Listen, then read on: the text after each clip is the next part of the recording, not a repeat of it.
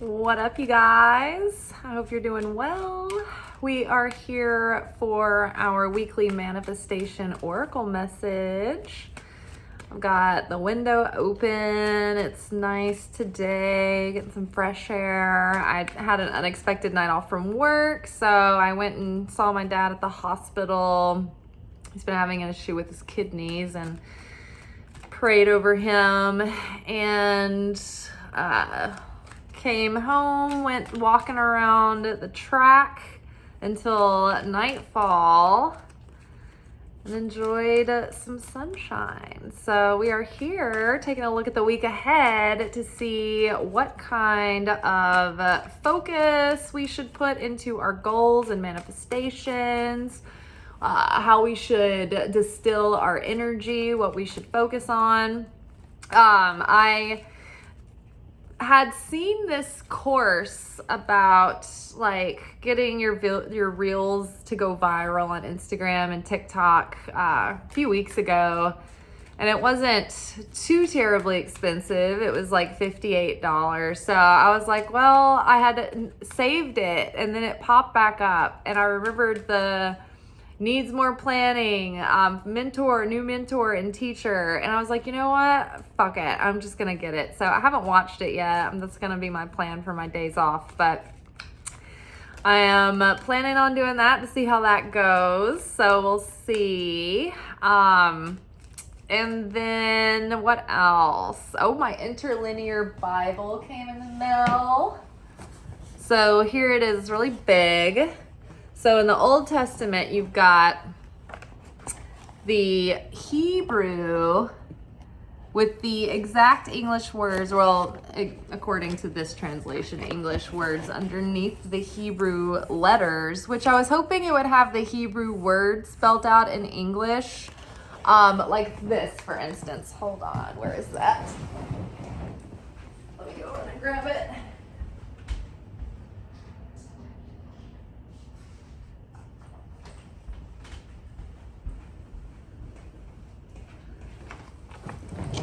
So this is one of the Psalms, Psalm 30. And as you can see here, it's like you have the Hebrew word and then the English word, or like the Hebrew word spelt in English letters next to it.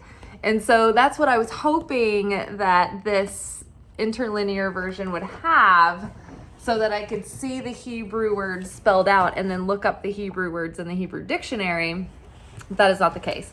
And so then you have the English passage in these columns alongside. So you can, it's really powerful for your soul to scan the Hebrew letters and spend time with them because they have like their own miraculous essence.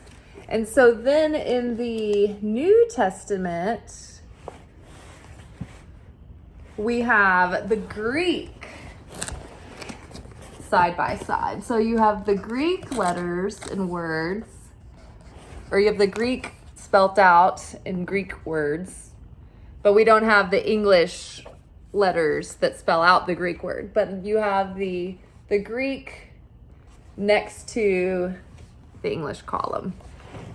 So what I find sort of irritating about this is that unless you can read Greek and read Hebrew, it doesn't do a lot of good, other than the fact that scanning the Hebrew words does have a spiritual effect on you. Now, there are the Strong's numbers, which help you go through and find the word referenced in other passages. And so I'm still learning about how to understand what that means, but I think that's pretty cool. If anybody knows of a Hebrew translation of the Bible that also has the Hebrew letters spelled out with the English letters, let me know. And if anybody has a recommendation for like an exact raw translation, let me know about that too, because I want to get as close to the original Hebrew words as I can and look up their layered meanings is basically why. Also, before we get into the reading, my short today I thought was really fun. I had I feel like I was guided to start sharing the Psalms and the uses of the Psalms. They're not just beautiful poems to read and songs, they're actually very powerful prayers. And so when you pray the Psalms, they can have, you can use them for certain specific issues and grievances or maladies that you're having, or for protection or prosperity or for sicknesses. There's so many Psalms that are dedicated to like dangerous imprisonment, unlawful imprisonment. And I was like, wow, this is exactly what the world needs right now. In addition to our financial resistance and economic resistance and boycotting, we should be praying the Psalms right now, for sure. So they're very powerful. So keep an eye out on my shorts. If you follow me on TikTok, that's where you get like the full length version. On like Instagram and YouTube, they kind of get cut short. So check those out. And I think that I'll be doing those regularly, if not like on a daily basis for a little while. All right, let's see what we've got for this week, where we should be putting our focus. So waves of prosperity. I love that. So you know what I've been doing? There's this thing you can do in the morning when, as you're waking up, don't let yourself stir completely awake yet, because you're still in that liminal space and you're still in that very influential brain wave. I can't remember whether it's beta or theta state, but where you're very impressionable and your subconscious is very powerful in that state. And so I've been speaking blessings over my life when I'm in that state as I'm waking up. There's a Hebrew prayer that I say upon waking, and you can look up the wake up prayer in Hebrew and find it for yourself. And I say these certain prayers when I go to sleep, but I say the Hebrew prayers I'm waking, and then I go into the blessings that I'm speaking over myself, and then I get up and do the kosher hand washing. But I have been calling in like money or like money flowing easily and unexpectedly, and just certain things playing out. And I feel like I've been having a lot of good luck with it, or a lot of blessing or favor with that. It seems like Verizon has been going up, which that's the specific stock that I've been investing in because it pays quarterly dividends. I plan on diversifying my portfolio, but I only have beans to throw at this thing for now, so can't spread it out too much. That's been working. I've been, getting pretty lucky at work. I mean, I'm saying luck, but you guys know I feel like, I believe in God, I believe in miracles, I believe in blessing, but it's just an easy way to say, to imply a lot. So I suggest that, like, in the morning, you're very impressionable, and that's the first seed level that you're planting your consciousness for the day. And it's oh so easy to completely be taken over by the anxiety and the devastation going on around the planet right now. So it's a good way to plant those seeds of consciousness for the day. So waves of prosperity, new abundance, and existing opportunities are washing over you now. It's very exciting to hear. People get really scared about a recession, but I honestly have lived through so many that I know that this is when millionaires are made. And so when stocks are low, that is when you want to invest, because the market will eventually recover, and then you will have bought all of these shares in these different companies and sectors at a deal. And so what you want to look at are companies that do things that are like not on the general population's radar, like not these glamorous, like easy, obvious companies. Like all these people put all this money in Amazon and Target and Tesla and everything, thinking that like this is the future. It's like, yeah, you're just going on this popular trend, but these are the companies that are expendable if they turn out to be evil a-holes. But you want to do companies that are like what is it, like a necessity, or like that aren't going away. Like, for instance, I feel like even if Verizon were to suddenly, be in a lot of trouble, someone would buy them, because how many billion people have phone service with Verizon, right? So they're not just going to like end the company and then you're like, well, I guess I just don't have phone service anymore. Like, another company would buy them and they would stay in their own, name or whatever. So look for sectors that are necessary for infrastructure, right? People who build medical equipment.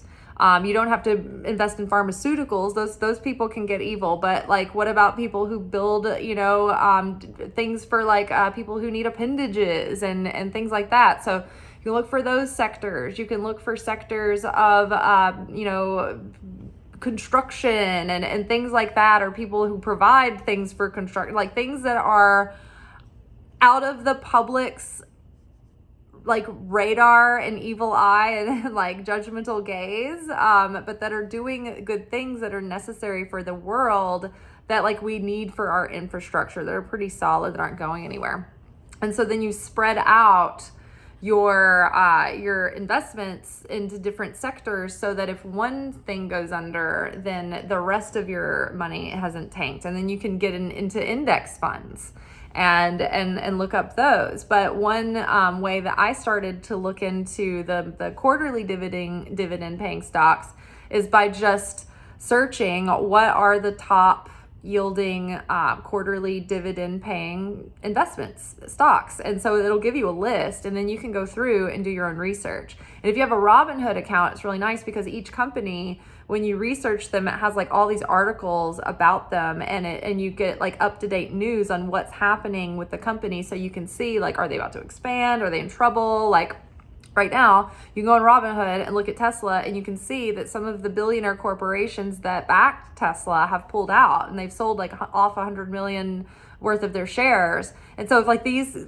gigantic mega corporations are selling off this stock, it's like, they have the inside scoop, and they have the experience to know that this is a poor investment.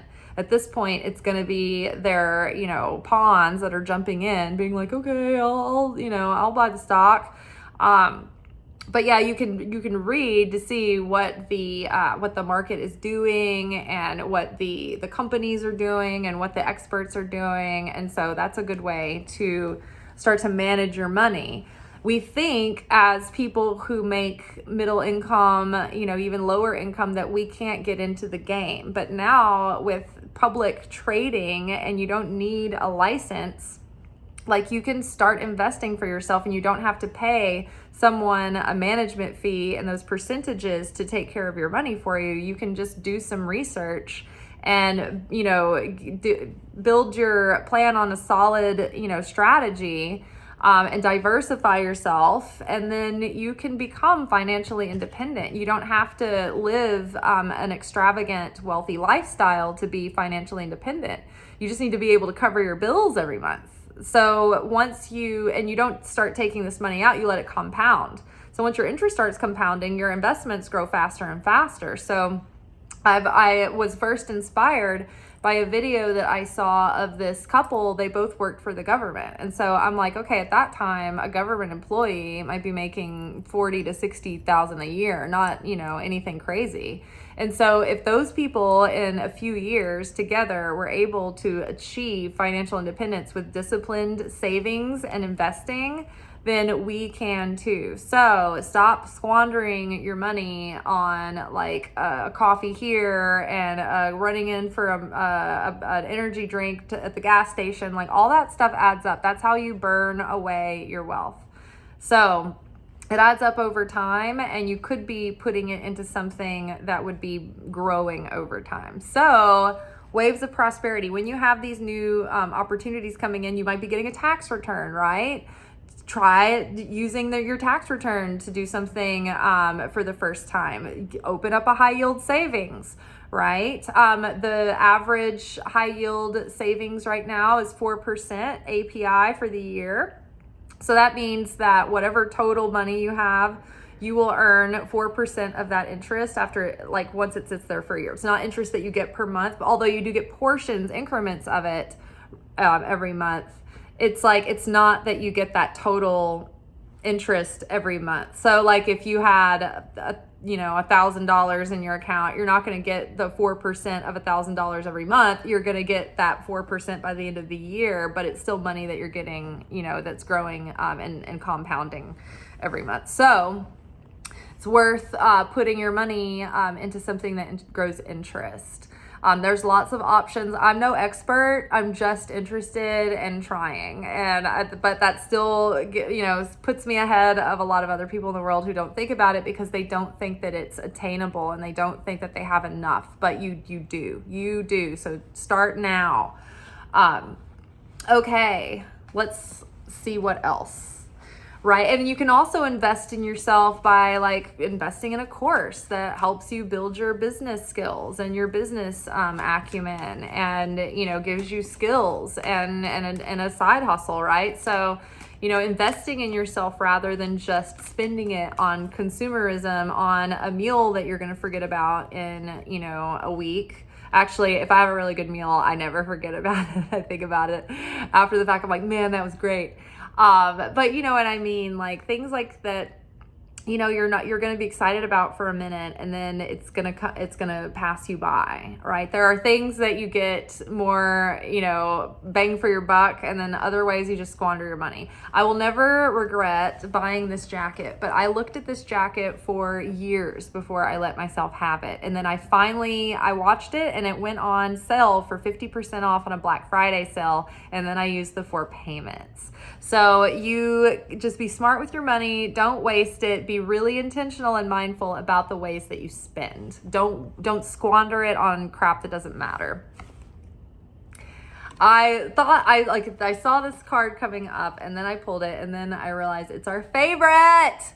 The worst is behind you. Positive new experiences are on the horizon.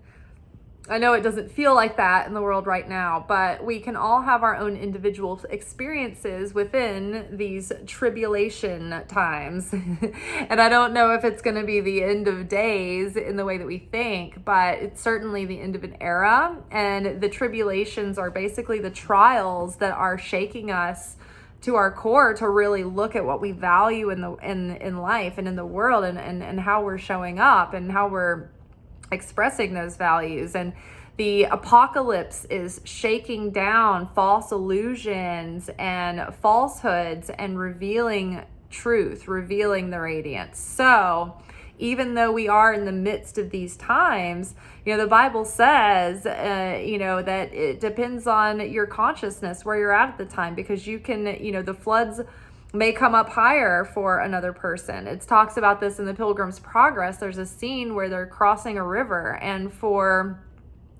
I think it was for the character Mercy or something like that, they just like forged the river easily and they were only like chest high or waist deep. But when Christian tried to cross the river, he was almost taken under by his despair and his fear. And so the floods, the intensity, it's going to be as intense on you as you allow your consciousness to take you under. And when we have an open heart and we're making that proactive effort to become more like the Christ and more like God, we need less chaos in our life. But the chaos comes usually because we won't pay attention otherwise. And so the universe and the angels start using the universe to send you signs. They start as whispers. And if you pick up on them, great. And you can follow up and you can be proactive and try to grow and try to correct for things that you may be missing the mark with. But if you don't hear those whispers, the volume gets turned up and the chaos intensifies. And I'm not, above this. I have lived through chaos myself, and it's not that I don't have any chaos anymore, but I definitely have probably, I would say 80% less than I used to. And most of the time, left to my own devices, I don't have a lot to stress over. there's the conditions of the planet right now that I'm stressing over, but that's not really like personally directed pain and suffering. That's pain and suffering for the sake of others and all of that. I think we're all feeling the financial pinch at the moment, but not everyone. Like some people are really thriving and they're abundant, and we can be too. So it's about getting that consciousness in the right place and getting our butts acting right and putting our hearts in the right place and putting our hands to good works and not getting distracted with all of the fray right now, because it's really easy to get consumed. So for your own personal timeline, think of it this way, that the hardest, most difficult and challenging times are behind you because you have a threshold that others don't have, because of what you've been through and what you've already witnessed and experienced in your life. So, the things that might floor another person, it's not like you can handle things, and they're not as necessary for you anymore because you've already proven yourself as you've navigated through these challenges. So if we keep our consciousness and our hearts and our souls aligned with that Christ consciousness, then good things are unfolding and beautiful things are coming.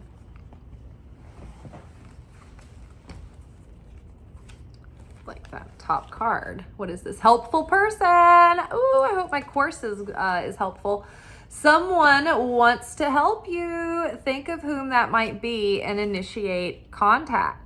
So do you have like something specific that you need help with that you think, oh, maybe this person has some insight, or like maybe, like maybe you need, I keep thinking of like, a photographer that you need pictures from, like maybe they'll help you out or something like that. Like maybe you're in a group of creative friends and you guys can help each other in different ways and you all have different expertise. So consider that, but there might be a helpful person and maybe you ask them for help. That can be in the form of, I remembered that there was that course that I wanted to take and it came back up in my feed. Sometimes I really love targeted ads. Like I would rather have targeted ads that I'm interested in than like being bombarded by commercials that I feel attacked by, right?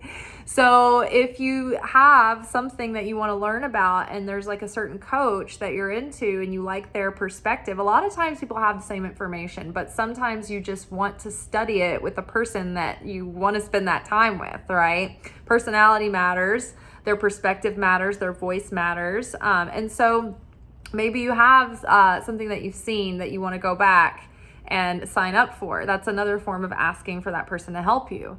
The Kabbalah Center always has like new Kabbalah 1 classes starting. They have on-demand options that you can purchase so that you don't have to jump in on a class that's just like starting, like via Zoom or whatever. So there's always help. Ask that person. You'll have inner guidance that will bring this up to you.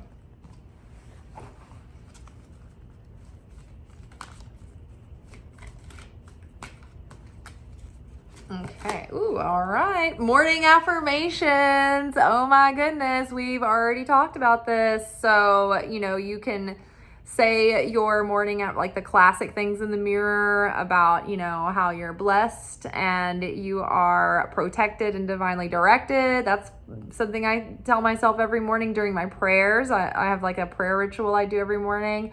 You can have Post-its that you put next to your bathroom mirror that have affirmations that remind you of positive things to speak over your life. My creativity is attracting that which would support it, right? I am abundant. I am worthy. I am valuable. I am ready to receive abundance. Miracles, joy, abundance are raining down upon me. My cup runneth over. I'm healthy. I'm wealthy. I'm wise. I'm truly blessed. I'm loved. I'm favored. You say these things to yourself out loud. This is very powerful. You want to speak life into your life because we are moving into spring. So we're starting our new year officially very soon. We're in that new timeline. It's time to write our new story. And the darkness wants us to be so overwhelmed with everything that we're talking about things that are frightening us all the time. And we need to talk about these things and discuss them, but we need to have conscious time set aside where we're in a very powerful state of mind and we're declaring good things on our life. And even still, we got to watch how we're talking about these things and watching our consciousness while we're doing it, keeping our emotions in check and trying to talk about things or focus our attention and intention in a way that is focusing on what we want rather than what we don't want, and reaffirming what we do want, whilst still being able to speak the truth and not be in that like positive denial, that toxic positivity that's just in denial all the time, or people that are just turning away and not saying anything. It's like you get your mind in a state of strength and a state of certainty in the Creator. You educate people in the way that you can, the way you need to, but then we also need to put a lot of focus and a lot of intention and prayer into what we want to happen, into positive results. All right. Now I want to pull a couple of cards from our Hidden Wisdom Oracle. Let's see. Let's get a little insight on waves of prosperity. So like this. Ooh, winged wise ones, angelic help, and miraculous aid. So the angels are supporting you and they believe in your dreams and your calling, and they are trying to help you, and they're sending you messages to help you stay encouraged, and they're sending you resources to give you the tools that you need to be successful. So you need to believe that, and you need to be open to receiving it. You can't be Eeyore, oh, I've tried everything, nothing's working. I mean, I can feel like that too many times. But at the end of the fit, I'm determined to keep going, right? And sometimes we need to get that good cry out. I mean, you guys saw that. If you saw my video last night, I was just like, I'm weepy. Like, this is hard. But today I feel stronger. And I encourage you to maintain that strength, but to watch out for ways that the universe is sending you help and encouragement and guidance. Every time in the past couple of weeks, since we've been in the wilderness of the Lenten season, of that fast, the devil keeps coming in and trying to get in my head and discourage me and make me fall into the comparison game and feel sad and feel afraid and feel, like I'm just wrestling with futility. And it's not going to win. It's not going to win. I can express that's the way I feel in the moment, but my actions afterwards are by my free will choice to keep going and to keep trying. So winged wise ones are behind you. And it's so funny because the universe keeps sending me these messages from people that are like, don't give up. Don't give up. The Kabbalah Center will post a lesson about something, or another coach will say something, or it's just keep paying attention to the encouragement because God is sending it to you. Okay, a new dawn. Camel boy, small steps, asking for help. Do you guys see a theme coming out? So don't get overwhelmed, right? Sometimes when we are looking at everything all at once, we're so frozen in analysis paralysis that we can't begin. We can't take that first step. So what is the prescription for overwhelm? It is taking inspired and informed action.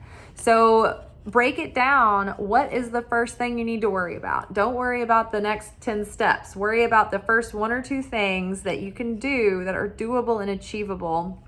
Take care of that, and then do the next thing, and then the next thing. And if you need to get all of that anxiety out, I highly suggest writing out an outline, or like doing a brain dump and just making a huge list of everything that you can think of that you need to do in like a journal. I love handwritten journals, and I love having a million journals around that are for specific things, but that will help you so much. And if you want, you can make a little ritual out of it. You can go to the coffee shop, buy yourself a little coffee, like the very smallest one they have, like a sip, like a thimble of coffee that's going to be $20. It's not that much. You go to coffee shop, whatever you want to do, go to the park, sit in the sun, but like give yourself some time to sit there and just brain dump and get everything out and then figure out, okay, reverse engineer, what are the earliest things that I need to be focused on now.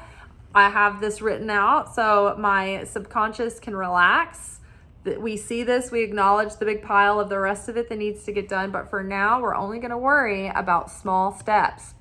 Small, consistent steps does so much more than cramming at the last minute. And I am telling this to myself because it is like almost the hardest thing in the world for me to be able to squeeze in the 15 minutes it takes to type in one of my straightforward Oracle cards every day.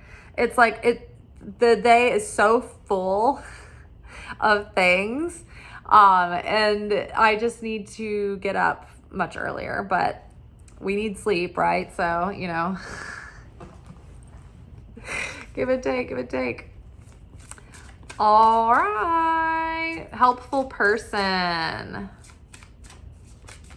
What else? Okay, so Metal King. Oh, in addition to the camel boy and asking for help, one thing I like to do when I write down everything that I need to do is then I want to take another piece of paper and draw a line down the middle. And this is an exercise I think I got from Abraham Hicks, from Esther Hicks.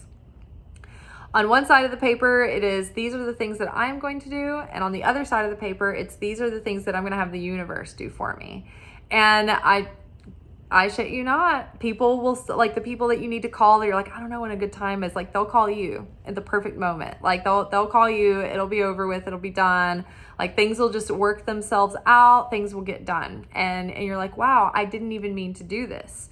There was like one day I really needed windshield wipers. I was like very poor at the moment. And I didn't know like when I'd be able to do it or have time. I was, my schedule was tight, and I ended up going to lunch with my mom this one day. I was just like, I'm just making the time for this. And while we were out, she insisted on, I'm not the person that like washes my car, takes my car through the car wash, but she just like wanted to do this. She insisted. She's like, oh, come on, let's just do it. It'll give me time. We'll have time to sit there and talk. I'm like, okay. And so while we were there, they were like, you wanted me to change your windshield wiper blades? And so like they did it for me while I was there. So like things like this, like the universe will help you if you give it assignments. The Metal King. So this is paired with helpful people. Let's see what this says. Discipline, armor, and boundaries. So we need to focus. This is going to require discipline. This is going to require boundaries. You're going to have to be able to say no to people sometimes and say, I'm sorry, I can't do that. Or this is the limit that I have today. Setting boundaries with yourself, right? Like I have a hard time making myself go straight to bed when I get sleepy, because I love like being in the comfy nook of the couch and having that sort of half aware sleep because it's so comfortable. But like this is literally the definition of needing to get out of my comfort zone, right? Because what we'll do, I will get better sleep and then I can get up earlier. That is a boundary that I need to set with myself.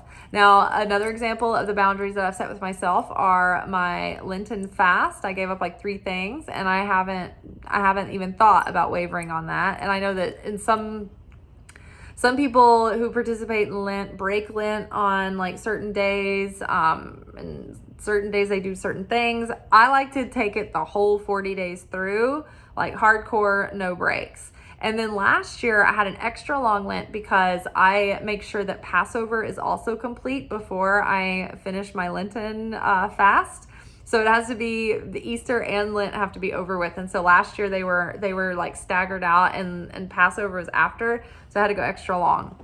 That is a good practice in both discipline and boundaries with yourself, being able to say no to yourself, right? And then also being able to say no to other people. Because the first thing that happens when you declare that you are going to do something that builds you up and that reveals light into the world, devil is going to come in and send you everybody that you know is going to want your time.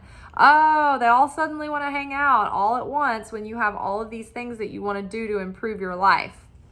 You're going to have to say no. You're going to have to get focused. You're going to have to get disciplined. To get disciplined to take those small steps each day. It takes deciding that you're not going to get distracted on your phone. It takes deciding that you are going to carve out some time. And sometimes that means having to give up that extra hour of sleep. Now, people are toting all of these apps that help you how to manage your time. I am not on the app bandwagon. I think that this is causing us to have less willpower. It's not teaching us how to be sovereign or self-mastered or self-disciplined. It's like the easy man's way out. This is something you need to do for yourself. The Pomodoro method is like about as AI as I feel like I want helping me out in this arena. But what that is, the Pomodoro method is you set a timer for 20 minutes and you focus solely on what you're working on nonstop for 20 minutes. And then you give yourself 5 minutes of a break after that 20 minutes. You can do whatever you want. You can dance, you can lollygag, you can scroll, you can like heat up your tea or your coffee or whatever. But for those 20 minutes, it's like hardcore work. You're not getting up. You're not getting up and getting distracted. Then when the 5 minutes is over, you go for another 20 minutes. So that can help you, along with like mind mapping out your day and figuring out, reverse engineering what is really important, what's really necessary, what is, vital to get done first, right? So discipline will help you help yourself. Okay, and one last card. The altar priestess, preparation, prayer, and sacred ritual. So I remember, was it not, he did like the Poets Def Jam, and he's like a record producer. He was married to like a gorgeous supermodel. I think that it's that Mean Girl, actually. What is his name? You would so know it if I told you. You'd be like, oh my God, Russell. Rap producer. He is famously known for scheduling like hours of meditation in his day. And you're like, how is any successful person able to have time to get everything done when they're having like hours of ritual time every day? So many people who are successful have hours of spiritual time set aside for meditation and prayer and the rituals that really renew their soul. And when it comes time to doing their work, it's like these miracles happen, time expands, they're so much more efficient, they're so much more focused, that they get so much more done than they would have had they not had that time. It gives you such a sense of groundedness, of inner strength, of resilience. And when you're in those moments where you need to problem solve, your willpower isn't like weared down because you're not out of all of these chemicals in your brain that you need to make like decisive decisions quickly. And when you are used to going into meditation, you can like go into that Akashic record where you have the solution available to you like magic. It's like your subconscious becomes so powerful that you can tap into that collective subconscious and hear the guidance of spirit telling you your solutions, or the solutions will just come. But it's when you attune your vibration that you start getting in that universal flow where time doesn't matter and miracles happen because you're in that flow and you have affinity with the creator. And you can only get that by setting aside like serious time in ritual, in prayer, in study, and meditation. It doesn't happen on its own. And it doesn't count if you're like, well, I take a walk every day, or my gym, when I go to the gym, that's my meditation. I'm not saying that doesn't help you clear your head and make you feel better. It's helpful, but it's not quite the same.